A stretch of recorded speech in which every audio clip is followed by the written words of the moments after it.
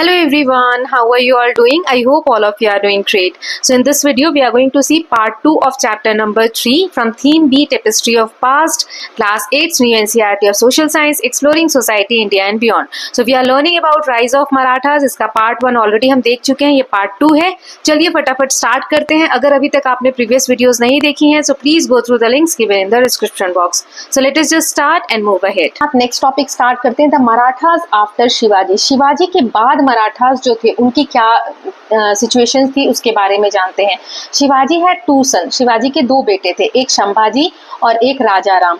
After Shivaji his death Sambhaji became the Chhatrapati. उसके बाद जो सारा कार्यभार संभाला वो संभाजी ने संभाला. शिवाजी के बाद जो भी सारा कार्यभार था वो किसने संभाला? संभाजी ने. शिवाजी के दो बेटे थे, संभाजी और राजा राम, तो संभाजी ने सारी चीजें संभाली. Marathas were then the only obstacles to total Mughal control of Deccan. Southern part में, मतलब इंडिया का जो साउथ वाला पार्ट है, वहां पर मुगलों के कंट्रोल होने में सबसे बड़ी बाधा थी एकमात्र ये थे मराठास. मराठा उनको जीतने नहीं दे रहे थे डेक्कन में. Aurangzeb invaded Deccan and conquered the Bijapur और आदिल शाही और गोलकुंडा द कुतुब शाही सल्तनत. औरंगजेब ने इन्वेड किया, इन्वेड मतलब आक्रमण किया डेक्कन वाले एरिया में और जीत लिया. कौन सा एरिया जीत लिया? बीजापुर, जहां पर आदिल शाह जो शासन करता था उसे आदिल शाही भी कहते हैं, और गोलकुंडा भी जीत लिया जहां पर कुतुब शाही शासन करते थे. ही देन कैप्चर्ड संभाजी, और वहां पर उन्होंने फिर संभाजी को, औरंगजेब ने संभाजी को कैप्चर कर लिया. And after torturing him brutally, और बहुत ज्यादा ब्रूटल तरीके से टॉर्चर करने के बाद एग्जीक्यूटेड हिम, उसके बाद उसको उनको मार दिया. After this he captured Raigarh the Maratha capital, और उसके बाद मराठा का जो राजधानी थी मराठा की रायगढ़, उस पर कब्जा कर लिया औरंगजेब ने. ओके, तो इस तरीके से संभाजी का टाइम पीरियड हमने देखा कि कैसे औरंगजेब ने उनको एग्जीक्यूट कर दिया. अब बारी आती है, so after Sambhaji Raja Ram became the Chhatrapati and fled to Gingee in present day Tamil Nadu. Tamil Nadu का एक एरिया है जिंजी, वहां पर संभाजी के बाद राजा राम जो है छत्रपति बने और वहां पर वो चले गए. Mughal Maratha conflict the spread to south India. उसके बाद मुगलों और मराठाओं के बीच कन्फ्लिक्ट यानी लड़ाई झगड़े साउथ इंडिया तक फैल गए. The Maratha staunchly defended their fortresses and often had the upper hand over the Mughals in battles and skirmishes. जो भी आक्रमण हुए, आपस में मुठभेड़ हुई, उन सब में मराठा बहुत बार आगे रहे. Aurangzeb was thus unable to leave the Deccan and died without having succeeded in subduing the Marathas who emerged as a strong contender to Mughals. अब पूरी जिंदगी औरंगजेब का जो बहुत बड़ा लाइफ का हिस्सा है वो इसी में खर्च हो गया कि उसने डेक्कन में लड़ाइयां लड़ता रहा, लेकिन उसकी कंट्रोल में मराठा नहीं आ पाए और इसी शोक में उसकी डेथ भी हो गई. देन और एक तरीके से मराठा बहुत स्ट्रॉन्ग पावरफुल कंटेंडर के रूप में सामने आए जो मुगलों की जगह ले सकते थे. No longer on the defensive, the Maratha led by Tarabai Raja Ram's queen made large scale inroad into Mughal territories, eventually conquering large part of India. फिर जो राजा राम दूसरा भाई है, उनकी जो रानी थी ताराबाई, इनके साथ मिलकर बहुत जगह पर मुगल टेरिटरीज को उन्होंने आक्रमण किया, जीता. इंडिया के बहुत बड़े पार्ट पे मराठाओं का कैप्चर हो गया. देन आगे है, During this rapid expansion, Marathas themselves underwent a structural transformation. अब जैसे शिवाजी के समय में जो शासन व्यवस्था चलाने की व्यवस्था थी वैसा अब नहीं रह गया था. इतना ज़्यादा डेवलपमेंट हो रहा था, मराठा दूर दूर तक फैले जा रही थी इनकी पावर, तो इतने बड़े एरिया को संभालने में स्ट्रक्चर में ट्रांसफॉर्मेशन आया. कैसे संभालना है चीज़ों को वो चेंज आया. जैसे पहले क्या था, एक मेन सेंटर हुआ करता था स्टेट का, वहाँ से सारी चीज़ें शिवाजी के समय में संभाली जाती थी. The centralise state from Shivaji's time gave way to more decentralized structure. अब क्या चेंजेस आ गए थे? डिसेंट्रलाइज, मतलब बड़ा एरिया हो गया है तो अगेन वही चीजें एक जगह से सेंटर से कंट्रोल करना अब टफ है, तो ये छोटी छोटी जगह में बांट दिया गया और इसमें अब पावर चली गई थी. Still nominally centred around the Chhatrapati but with the chief building more power. अब जो यहाँ पर चीफ थे इन जगहों पर, इनके पास अब बहुत ज्यादा पावर आने लग गई थी. इन पर्टिकुलर पेशवा हुआ करते थे. अ portion term for prime minister, prime minister के लिए ये वर्ड यूज होता है पेशवा. ठीक है. then wielded great influence even over Chhatrapati himself. अब जो केंद्र में शासन कर रहा है छत्रपति है, जैसे अभी के केस में हम राजा राम के बारे में पढ़ रहे हैं जो शिवाजी का दूसरा बेटा है ना, तो यहाँ पर अभी राजा राम का कंट्रोल है, लेकिन इससे भी ज्यादा पावर हो जाती थी इनके पास. ये जो पेशवा हुआ करते थे इनके ऊपर भी वो अपना पावर दिखाने लगते थे. इन पर्टिकुलर पेशवा बाजीराव फर्स्ट, जैसे पेशवा बाजीराव फर्स्ट इसी तरीके के एक पेशवा थे, and his son Nana Saheb Peshwa were instrumental in the pan India expansion of Maratha एक तरीके से वो अपनी पूरे इंडिपेंडेंट घोषित कर चुके थे, वो इनके अंडर में नहीं थे। Then next is the Marathas bought large part of India under their control, generally ruled them well. वो जो मराठास थे वो इंडिया का बहुत बड़ा हिस्सा अपने कंट्रोल में ले आए थे और अच्छे से शासन भी संभाल रहे थे। But with regional chief acquiring more power and autonomy, this also resulted in occasional indiscipline and abuse in stark contrast with Shivaji's value. जैसे शिवाजी के समय में क्या था, किसी के ऊपर अत्याचार नहीं होते थे, लेकिन अभी हमने देखा जो रीजनल चीफ्स थे, पेशवा वगैरह थे, उनकी पावर अब बढ़ती जा रही थी, जिसकी वजह से कभी कभी ओकेजनल इनडिसिप्लिन मतलब डिसिप्लिन नहीं देखने को मिलता था, अब्यूज यानी लोगों के साथ गलत व्यवहार किया जाता था। जैसे एक इंस्टेंस दिया है, एग्जाम्पल दिया है, मराठाओं का जो 10 ईयर का कैंपेन था बंगाल में जो मराठा ने 10 साल तक कैंपेन किया, inflicted much cruelty and devastation on common people. जो नॉर्मल लोग थे उनके ऊपर बहुत ज्यादा अत्याचार वहां पर किया गया। Then, in their northward expansion, the Maratha briefly controlled the area of Lahore, Attock and even Peshawar in modern day Pakistan. जब उन्होंने नॉर्दर्न साइड इंडिया का कंट्रोल करना शुरू किया तो लाहौर, अटॉक और पेशावर जैसी जगहों पर, जो अभी पाकिस्तान में जगह, वहां पर उनका कंट्रोल हो गया। They fought with the Afghans and despite suffering a disastrous defeat at Panipat in 1761, they quickly recovered during the time of Peshwa Madhav Rao First. अब माधव राव फर्स्ट के समय में यहाँ पर हम देख सकते हैं कि अफगानों के साथ उनकी लड़ाई हुई और इतना हार होने के बाद भी, पानीपत की लड़ाई हुई थी 1761 में, इतनी डिजास्ट्रस डिफीट होने के बाद भी, हार होने के बाद भी माधव राव वन के समय में क्विकली ये लोग रिकवर हो गए under the leadership of Mahaji Shinde जो कि महाजी सिंधिया के नाम से भी जाने जाते हैं। They went on to recapture Delhi in 1771 में तो महाजी सिंधिया के कंट्रोल में दिल्ली पर भी उन्होंने फिर से कब्जा कर लिया, which remain under their control till the British captured it 3 decades later. 30 सालों बाद तब तक उनके कंट्रोल में थी, मराठा के कंट्रोल में दिल्ली, जब तक कि ब्रिटिशर्स ने 30 साल बाद कैप्चर नहीं कर लिया उनसे। Then in the later half of 18th century the chief rival of British in India were Marathas।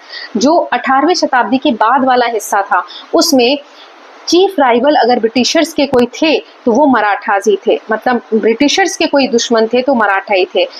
इसीलिए अंग्रेजों और मराठाओं के बीच में 3 वॉर हुए जिसे नाम दिया गया 3 Anglo Maratha wars as they are fought, क्योंकि एंग्लो मतलब अंग्रेज और मराठाओं के बीच में युद्ध हुआ। So they were fought between 1775 to 1818। इस बीच में तीनों लड़ाइयां लड़ी गई। owing to Marathas increase internal disunity and superior organizational and technological abilities of British, they succeeded in ending the Maratha power। क्योंकि हमने देखा मराठाओं की जैसे इतना एरिया है तो उनके आपस में ही कम्युनिकेशन अच्छा नहीं था, आपस में ही डिसयूनिटी थी, एकता नहीं थी। इसका फायदा उठाकर और जो टेक्नोलॉजीज वगैरह थी जैसे कि वेपन्स वगैरह ब्रिटिशर्स के पास बहुत अच्छे थे, इसका फायदा उठाकर ये दोनों चीजों के कारण मराठा पावर जो है इसके अगेंस्ट ब्रिटिशर्स जीत गए, सक्सीड हो गए। In effect British took India from Marathas more than from Mughals और एनी अदर पावर। और ऐसे ही ब्रिटिशर्स ने फिर इंडिया का कंट्रोल जो है मराठा से ले लिया। अब यहाँ पर एक मैप आप देख सकते हैं, ये मराठा एम्पायर है, देखिए किस तरीके से फैल गया था, कितने बड़े इंडिया के पार्ट में मराठा का कंट्रोल आप देख सकते हैं, है ना। यहाँ Peshawar, Attock, then Lahore, right. Now यहाँ एक फैक्ट दिया गया है, don't miss out. So did you know that Nana Fadnavis, a powerful official under Peshwas, is credited with organizing the first pan India anti British alliance.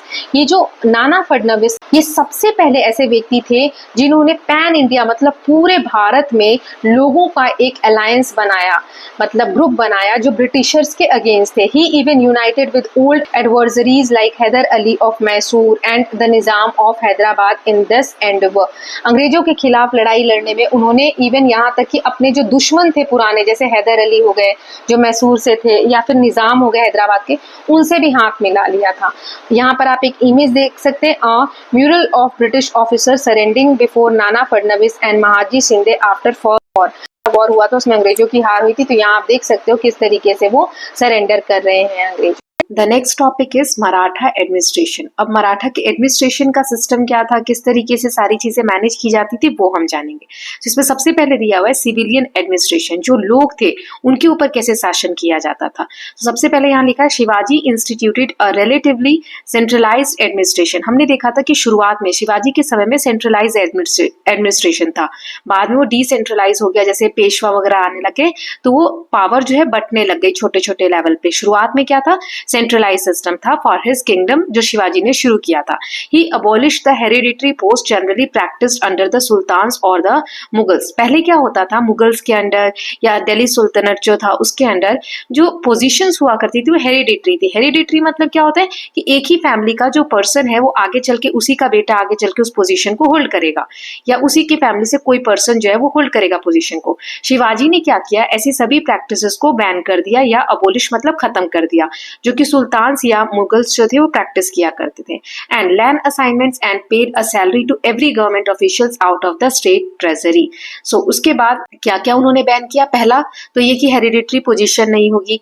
Land assignment, जो जमीन के टुकड़े दे दिए जाते थे एज अ सैलरी, है ना, या फिर सैलरी जो सरकार का खजाना है, मतलब जो स्टेट का राज्य का खजाना है उसमें से सैलरी नहीं पी के जाएगी। Many officials were periodically transferred as well, ensuring that they would not have enough power to dictate terms to the king। अब इसका मतलब क्या हुआ कि जैसे कोई भी पर्सन है, उसकी पोजीशन, मान लो उसकी पोस्टिंग यहाँ पर हो गई, वो यहाँ काम कर रहा है, अब उसको बहुत समय तक यहाँ पे नहीं रहने दिया जाएगा, नहीं तो वो इस जगह पर बहुत ज्यादा पावरफुल हो जाएगा, फिर वो राजा के अगेंस्ट चला जाएगा। तो इसीलिए समय समय पर इनके ट्रांसफर्स होते रहते थे, ठीक है। Shivaji also gave pension to widows of soldiers who died in battles. जो भी युद्ध हुआ करते थे उसमें कोई सैनिक की अगर डेथ हो रही है तो उनकी जो विधवा होती थी, पत्नियां, विडोज जो हुआ करती थी, उनको पेंशन भी प्रोवाइड की जाती थी शिवाजी के समय में। Even offering military post to their son, और उनके जो बेटे हुआ करते थे जिनकी डेथ युद्ध में हो गई है, उनके बेटों को भी मिलिट्री में पोजीशन दी जाती थी। This demonstrating his care for the soldiers and their family. तो इससे हमें पता चलता है कि शिवाजी कितने ज्यादा जो सोल्जर्स थे या उनकी जो फैमिली थी उनके लिए सोचा करते थे। यहाँ पर आप कॉइन्स देख सकते हैं, Shivaji minted gold and copper coins in his own name. वो अपने नाम में ही, देखो यहाँ पे छत्रपति लिखा हुआ दिख रहा है ना, तो ये दिख रहा है, तो सिग्निफाई हिज सोवर्निटी। सोवर्निटी मतलब होता है कि हम किसी के कंट्रोल में नहीं है, हम अपना शासन खुद चला रहे हैं, हमारे ऊपर कोई रूल बनाने वाला नहीं है। सो अपनी सोवर्निटी को दिखाने के लिए वो कॉइन्स मिंट करते थे, गोल्ड के, कॉपर के, और उनपे अपना ही नाम लिखवाते थे। The use of Devanagari script was also an assertion of his cultural identity. अब उन्होंने लिखने के लिए जो स्क्रिप्ट यूज की है वो है देवनागरी, ठीक है। देवनागरी स्क्रिप्ट में लिखा गया है, जो कल्चरल आइडेंटिटी को कितना इंपॉर्टेंस देते थे इस चीज को शो करता है। नाउ नेक्स्ट दिया हुआ है, think about it. So Shivaji issued strict instructions to his officials not to mistreat the subjects और to forcefully grab even a blade of grass from them. In one of the letters issued to his official Shivaji said. अब देखो, शिवाजी के समय में जो भी उनके officials थे, ऑफिसर्स वगैरह थे, उनको क्लियर या स्ट्रिक्ट इंस्ट्रक्शंस दिए गए थे, उन्हें रूल बनाया गया था कि कोई भी मिसट्रीट नहीं करेगा सब्जेक्ट्स के साथ, यानी प्रजा के साथ कोई मिसबिहेव नहीं करेगा। इवन एक छोटी सी धूप भी जो होती है, घास जो होती है, वो भी बिना परमिशन के नहीं कोई लेगा उनसे। एक लेटर ऐसा ही है जिसमें उन्होंने बताया है कि किस तरीके से ऑफिशियल को वो इंस्ट्रक्शंस देते थे। Wood from big trees like teak is required for navy, if needed secure permission for cutting the trees from forest and then proceed. जैसे बड़ी बड़ी जो लकड़ियां होती थी, जैसे टीक का जो पेड़ होता है उसकी लकड़ियां नेवी को यूज होती थी नाव वगैरह बनाने में, राइट। बट अगर ऐसे पेड़ों की जरूरत है और उनको काटना है तो सबसे पहले जिसके वो पेड़ है उनसे आपको परमिशन लेनी पड़ेगी, ठीक है, फिर जाके आप आगे एक्शन ले सकते हैं। Other trees like mango and jack fruits are also useful but do not touch them. जैसे आम के पेड़ हो गए, जैक फ्रूट यानी कटहल का पेड़ हो गया, तो इनको बिना परमिशन के टच नहीं करना है, जिसका है उससे परमिशन लेनी है। Because such trees take many years to mature and people look after them like their children. क्योंकि ये जो आम का पेड़ है, कटहल का पेड़ है, ऐसा नहीं आज लगाया और 6 महीने में फल देने लग जाएगा, बहुत साल लगते हैं उसको बड़े होने में। तो एक बच्चे की तरह लोग इन पेड़ों को बड़ा करते हैं, तो ऐसे बिना परमिशन के आप उनको टच नहीं कर सकते। If you cut them will their sorrow will end, if you accomplish something by oppressing other it perish soon. अगर तुम किसी को दबाकर अपनी चीजों की, अपनी इच्छाओं की पूर्ति करोगी तो इच्छाएं ज्यादा समय तक पूरी नहीं होती हैं और तुरंत खत्म हो जाती है। Along with operation there is a harm in absence of such trees as well, therefore do not use force in any circumstances. मतलब ये कहा जा रहा है कि प्रजा के प्रति उनका जो व्यवहार है या उनके सोल्जर्स कैसे बिहेव करें, ये एक एक चीज बिल्कुल क्लियर मेंशन की जाती थी। अब शिवाजी का जो एडमिनिस्ट्रेशन था ना, वो डिपार्टमेंट्स में बटा हुआ था। जैसे अभी हमारी जो गवर्नमेंट है उनमें काउंसिल ऑफ मिनिस्टर होते हैं, बहुत सारे मिनिस्टर होते हैं, वो अलग अलग डिपार्टमेंट संभालते हैं। जैसे आप सुनते होंगे एग्रीकल्चर मिनिस्टर या फिर एजुकेशन मिनिस्टर। वैसे ही इन्होंने मतलब शिवाजी के समय में अष्ट प्रधान मंडल हुआ करता था और काउंसिल ऑफ 8 मिनिस्टर, 8 मिनिस्टर का ग्रुप हुआ करता था, जो कि एडमिनिस्ट्रेशन को रन करने में शिवाजी को असिस्ट करता था या मदद करता था। सो छत्रपति सॉवरेन किंग, एक छत्रपति राजा मेन हेड हुआ करते थे, ठीक है।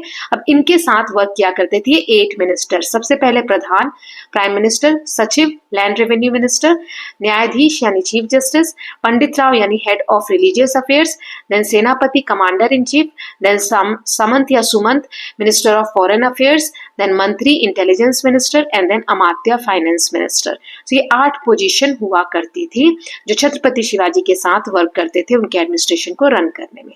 नाउ नेक्स्ट दिया हुआ है the Marathas often levied taxes called chauth. एक तरीके का जो उनके सब्जेक्ट्स थे, प्रजा थे, उस पे मराठा जो है वो टैक्स लगाते थे। अभी भी हम टैक्स पे करते हैं गवर्नमेंट को, वैसे ही टैक्स लगते थे। 2 तरीके के टैक्स होते थे, इसको मैं इरेज करती हूँ। कौन कौन से टैक्स थे? एक होता है चौथ और एक होता है सरदेशमुखी। अब देखो, चौथ मतलब चौथा हिस्सा, जैसे 100 का चौथा हिस्सा 1/4, ठीक है, तो 25%। और सरदेशमुखी मतलब 10%, ठीक, एन एडिशनल 10% टू चौथ। एक तो चौथ वसूला जाएगा, कोई भी मान लो 100 चीजें हुई, उसमें से 25 चीजें टैक्स के फॉर्म में देना पड़ेगा और उसके साथ साथ 10% चौथ का भी देना पड़ेगा। जितना कलेक्ट किया, जैसे ये पूरा था, अब पूरे में से जितना मैं ये येलो कलर से कलर कर रही हूँ, इतना चौथ है, ठीक है, चौथा हिस्सा है। अब इस चौथ का भी 10% आपको देना पड़ेगा एज अ टैक्स, ठीक है, उसे सरदेशमुखी कहा जाता था। From province that were not directly under them including places in Deccan and north India. ये जो चौथ और सरदेशमुखी कहाँ से वसूला जाता था, किन जगहों से? सो वो सारे प्रोविंसेस से, जैसे आज राज्य है उस समय प्रोविंसेस हुआ करते थे, उन सभी प्रोविंसेस से जो कि डायरेक्टली कंट्रोल में नहीं थे, जैसे डेक्कन या नॉर्थ इंडिया का जो पार्ट था वहां पर। इन रिटर्न इसके बदले में अब वो चौथ ले रहे हैं। जैसे हम गवर्नमेंट को टैक्स पे करते हैं, तो टैक्स पे करते हैं तो सरकार हमारे लिए रोड बनाती है, सरकारी स्कूल हैं, हॉस्पिटल्स हैं, ये पैसों से ही काम होता है, टैक्स से ही काम होता है। तो उस समय जो टैक्स चौथ या सरदेशमुखी जो वसूला जाता था, इसके बदले में in return Marathas protected those province and did not intervene in their internal administration. ये मराठा क्या करते थे, इस तरीके से प्रोटेक्ट करते थे। अगर जिस भी प्रोविंस से वो टैक्स वसूल रहे हैं उनके ऊपर कोई खतरा आता है तो मराठा जो है वो उनकी मदद किया करते थे। Mughals also approved of this arrangement through various treaties and over time some of these provinces became a part of Maratha empire. और धीरे धीरे ऐसे इनका वर्चस्व बढ़ता गया, कंट्रोल बढ़ता गया, तो बहुत सारे जो ऐसे जो प्रोविंसेस थे वो मराठा किंगडम में ही मिल गए या सबमर्ज हो गए। Okay, now don't miss out, यहाँ पर एक फैक्ट दिया गया है। So in 18th century Maratha often adopted Mughal style of coinage owing to its popularity. 18th century के अराउंड मुगल कॉइन जो थे वो बहुत पॉपुलर थे, तो उसी तरीके के सिक्के मराठा भी मिंट करवाते थे, but added their own cultural symbol to it, लेकिन वो अपने सिंबल भी उसमें डलवाते थे। For instance this rare Maratha coin known as Ganapati Pant Pradhan rupee. अब ये गणपति पंत प्रधान रूपी जो यहाँ पे दिख रहा है, minted in early 19th century by Patwardhan general under the Peshwa. Peshwa जो हुआ करते थे उनके अंडर जो ऑफिशियल्स थे या जनरल्स थे जिन्हें पटवर्धन कहा जाता था, उन लोगों द्वारा मिंट किया गया है। इसमें 2 स्क्रिप्ट मेंशन है, देवनागरी एंड पर्शियन। देखो, देवनागरी लिपि में भी लिखा गया है स्क्रिप्ट में, और यहाँ पे पर्शियन लैंग्वेज भी यूज किया गया है, स्क्रिप्ट यूज किया गया है। One side is an invocation to Ganapati Ganesha while the other declares loyalty to Peshwa, often referred to as Pant Pradhan in Marathi. Peshwa के प्रति जो उनकी लॉयल्टी है उसको दिखाने के लिए इस पे आप देख सकते हैं कि पर्शियन और देवनागरी लिपि में लिखा गया है। नाउ नेक्स्ट टॉपिक स्टार्ट करते हैं जिसमें हम पढ़ेंगे मिलिट्री एडमिनिस्ट्रेशन के बारे में। अभी हमने सिविल एडमिनिस्ट्रेशन के बारे में जाना, अब मिलिट्री एडमिनिस्ट्रेशन के बारे में जानेंगे कि जो मिलिट्री व्यवस्था थी, जो सैनिक दल वगैरह होते थे, उनको किस तरीके से मैनेज किया जाता था। ओके, तो इसमें हम देखेंगे कि मराठा आर्म फोर्स जो थे, Maratha arm forces were divided into 3 parts. इनकी जो आर्मी थी वो 3 पार्ट्स में डिवाइड थी। पहला है इन्फेंट्री, फिर कैवलरी एंड नेवी। तो नेवी जो पानी वाला जो व्यवस्था है, जो समुद्र का कोस्ट होता है, कोस्टल एरिया, वहां के एरिया को संभालने के लिए। कैवलरी एंड इन्फेंट्री, इन्फेंट्री मतलब होता है जो पैदल चलने वाले सोल्जर्स होते हैं। जैसे यहाँ लिखा हुआ है cavalry was made up of 2 types of soldiers. अब जैसे पहला है इन्फेंट्री, दूसरा है कैवलरी और तीसरा है नेवी। सो कैवलरी में भी 2 तरीके के टाइप्स होते थे सोल्जर्स के। पहला है बारगेट्स whose horses and equipments were paid by the state। तो पहला आ गया ये बारगेट्स, यहाँ पर आप लिख सकते हो, मैंने बी लिख दिया है। इसमें क्या है, इनके जो हॉर्स के खर्चे थे, जो इक्विपमेंट्स वगैरह लगते थे, इनको औजार वगैरह लगते थे, वो सब स्टेट यानी राज्य उनका खर्चा उठाता था। और दूसरा है शिलेदार्स, ठीक है, BNS, शिलेदार्स whose horses and equipments were paid by the soldiers themselves। इसमें क्या होता था, जो सोल्जर्स हैं वही इन हॉर्सेस और इक्विपमेंट्स के खर्चे पे किया करते थे, ठीक है। इन 18th century Marathas also noticed the superiority of European style disciplined troops and troops मतलब होता है सेना, and artillery, आर्टिलरी मतलब जो वेपन्स वगैरह होते हैं, and they tried to raise and recruit such troops. अब क्या हुआ, जब 18th सेंचुरी का समय आया, उस समय मराठाओं ने नोटिस किया कि जो यूरोपियन, जो अंग्रेज वगैरह आ रहे हैं या यूरोपियन कंट्रीज के जो पर्सन आ रहे हैं, उनकी सुपीरियोरिटी है, मतलब सुपीरियर है उनकी आर्मी जो है, बहुत डिसिप्लिन होती है, उनकी आर्टिलरी जो गन्स वगैरह है, जो वेपन्स वगैरह है, वो बहुत डेवलप्ड हैं। तो उन्होंने भी अपने जो ट्रूप्स वगैरह है, जो व्यवस्था है आर्मी की, उसको रेज करने का स्टैंडर्ड शुरू किया। In particular Mahadji Shinde had a large European style army. Mahadji Shinde जो थे, उनकी बहुत बड़ी एक आर्मी थी जो यूरोपियन स्टाइल, यूरोपियन पैटर्न पे बेस्ड थी। Swords and lances were preferred weapons of Marathas. जो तलवार वगैरह होती थी वो ज्यादा प्रेफर करते थे Maratha. However they also used gun in sizeable numbers. कहीं कहीं पर, कुछ जगह पर, कुछ नंबर्स में गन्स भी यूज होती थी। Rockets were used in military campaign from the days of Shivaji himself. Shivaji के समय से रॉकेट्स भी यूज होने लग गए थे। मिलिट्री एक्सपीडिशंस या कैंपेन्स वगैरह होते थे उसमें by 1770। Metal tube rockets were also being used. Metal के ट्यूब टाइप के रॉकेट्स हुआ करते थे, वो भी यूज होते थे। तो इसमें मेन हमने देखा कि 3 तरीके की सोल्जर्स हुआ करते थे या आर्मी के पार्ट थे, जिसमें पहला है infantry, cavalry and navy. Cavalry में 2 तरीके के होते थे, बारगेट्स जिनका खर्चा जो है घोड़े का और जो सामान वगैरह लगता था वो राज्य पे करती थी, और दूसरा है शिलेदार्स। इसमें क्या होता था, हॉर्सेस और इक्विपमेंट्स का जो खर्चा है वो सोल्जर्स खुद ही पे करते थे। फिर हमने देखा कि यूरोपियन स्टाइल जो डिसिप्लिन ट्रूप्स वगैरह होती थी, उससे उन्होंने अपनी आर्मी का भी, मराठा ने रेज करने का स्टैंडर्ड शुरू किया। महाजी शिंदे जो है उनकी लार्ज यूरोपियन स्टाइल आर्मी थी। तो ये कुछ इंपॉर्टेंट चीजें हैं, ये आप लिख सकते हैं, ठीक है।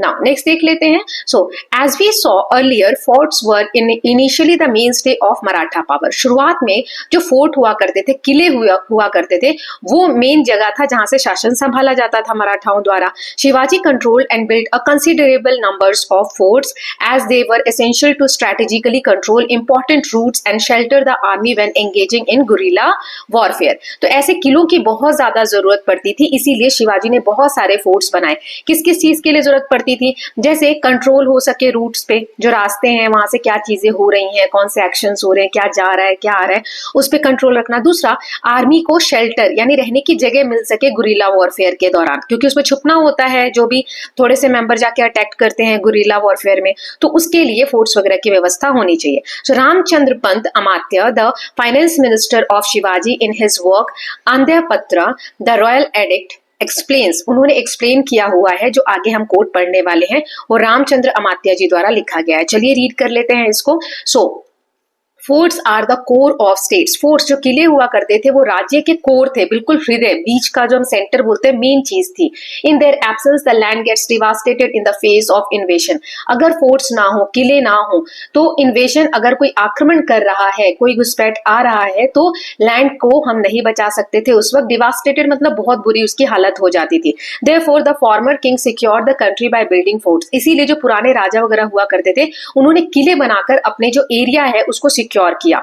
दिस किंगडम, मराठा किंगडम की यहाँ बात हो रही है, वो created by late great master Shivaji from forts alone. Shivaji ने ही मराठा किंगडम की शुरुआत की किले से ही की। A great enemy like Aurangzeb invaded this kingdom, conquered great empires like Bijapur and Bhagnagar, then but it was due to forts that Maratha state survived despite decades of onslaughts। Forts की वजह से ही इतने समय तक औरंगजेब ने आक्रमण किए, लूटपाट हुई, फिर भी यहाँ पर हम देखते हैं कि मराठा स्टेट जो है वो सरवाइव कर पाया था इतने ज्यादा आक्रमण होने के बाद भी। ठीक, तो ये हमने मिलिट्री कैंपेन्स पढ़ लिए।